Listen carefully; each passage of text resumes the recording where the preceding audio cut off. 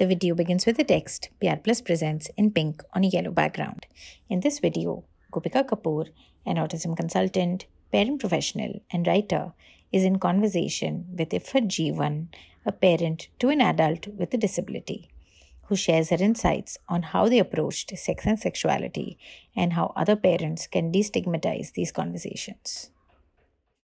Thank you so much, Iffat, for doing this and welcome on this chat. So, when did you start to see your daughter as a sexual being with the right to express her own sexuality to start with? When was that first realization for you? So honestly, Gopika, I don't think I can put a fixed timeline to it, but we've always been very open about everything. So the space that we have at home is an open space where each one of us is free to express just about anything that we feel. And it came more so from a space of where I didn't want the girls to get information from a wrong, like the wrong source, but rather be the right source of information for them and not create any stigmas or taboos around anything. So I would say they've been very expressive about everything right from the time they hit puberty, or probably even before that, because the kind of environment that we live in, things they are exposed to a lot more than we were at probably their age. It's a different generation altogether. The fact that they know what LGBTQ is when they're 7, 8, 9, and they're already asking questions means they have the right to express, right? So my younger daughter especially has been extremely vocal about all these issues, very sensitive rather towards anything to do with sexual exploration, not stigmatizing or not kind of, labeling people, letting people be. So I think we started pretty young. I would say by the time they were 9 or 10, things were already out there, and hit puberty by the time she was 10. So, the whole thing of having to start explaining things to her, talking to her, I guess it started pretty young. I don't think we wait, and I don't think there was a plan. We just followed the natural process and flow. So as and when they felt they were ready and had questions, we were ready. I mean, I was ready with answers. So, it was never like, I don't think you're ready for this, or I don't think you're ready for that, because I personally feel every child has their own, growth, their own path of growth, right? So while one may be intrigued at 12, another one may be intrigued at 9 or 10. So that is something that we didn't really put a timeline to. We just followed natural progression, as and when we felt that there was something to be spoken about, it was spoken about openly. And and we never kind of looked at any of these things as something that should not be spoken about. That was the main thing. So what are some of the things that parents can do to make space for this kind of sexual exploration like you did, for their young people who live with disabilities? Because of course we do know that young people who have disabilities will also have crushes, they will want to date, they will want to have relationships, they will also have sexual experiences. Yeah. Right? So what are some of the things that you did that you can kind of suggest to parents that they can do to create that space? So Gopika, with us, it was very different. I'll tell you honestly. We realized that I was not doing too well by the time she hit 14, 15. And she was, so she already started dating when she was 14. Okay. And for me, I feel for parents, the biggest hindrance is acceptance. And whenever I talk to any parent who reaches out to me, the first thing I tell them is that you need to first get comfortable with whatever you're dealing with. And if you accept it, I feel half the battle is won. Okay. And then it may not even be a battle, because there are some things that cannot be undone, Gopika. So for example, I know for a fact my older one does not have the capability to assess risks, self-exposure, self-risk, consequences. I have actually woken up in the middle of the night at 2:30 in the morning and found her missing from home. And she was only in 10th grade at that time. And I remember the first time I discovered she wasn't in the house, I felt like the ground had opened up and just swallowed me, because I didn't know how to react. And we had taken away her phone because she had her board exams. So I had no way to contact her. All I did was just sit and wait for 2 hours till she came home.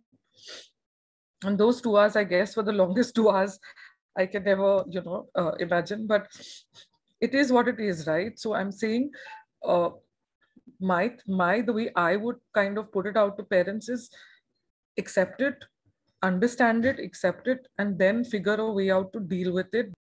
Some things are beyond their understanding. And this is what we have realized over a period of time, that we cannot hold her responsible and keep saying, oh, she's doing this, she's doing that, because there are some things that she cannot just assess for herself. So we have to create that environment for her to be able to talk openly about it. I'm okay if you bring people home, let them come home, let them meet us. We need to know who you're seeing, so that we are aware of what you're doing. And safe sex is something, Gopika, that we've spoken about for the longest time, and we keep talking about it. So even today, I will open her bag and I will find condoms in her bag. So I know it's not going to stop, but what do I do to at least make it safer? I'm sure as parents, all of us do the best that we can for our kids, right? We don't leave Yeah. anything undone. Yes, I have gone through guilt trips thinking that, oh, I wish maybe if I was home and not working, I could have helped it. But in hindsight, I really don't think so, Gopika, because once they reach a certain age, you cannot tie them down. And I would say there's no risk assessment. And as my doc says, there's no impulse control center in the brain. So, the idea of when to stop, how far should I go, those things just don't exist. So for us, it started very, very young, honestly. And since then, it's been very hard. But like I said, we just look at the good days and let go of the bad days. So, and today with exposure to things like Tinder and Bumble and I don't know what all apps, I'm saying, yes, you'll monitor your kids till they're 18 or 20. Post that, what? What are you going to do? You can't live their lives for them, right? That's so true. And I think it must have been so, so difficult. But at the same time, so essential that you're able to sit down with her and have this very, very realistic, almost brutally honest conversation. But you're right. And I think the other very important thing that struck me, what you said, was that yes, there is so much you can do, but beyond a point, this is who she is. This is what, I mean, she cannot be able to she cannot distinguish. This is her, who she is. Finally, I want to ask you again, you must have had to unlearn a lot of things, because to have these conversations on sexuality, on pleasure, on disability, at the same time allowing her to explore this in a safe space. So what kind of unlearning can parents of disabled adults, because now she's an adult, right? She is adult, 20, yeah. 22. She's an adult, yeah.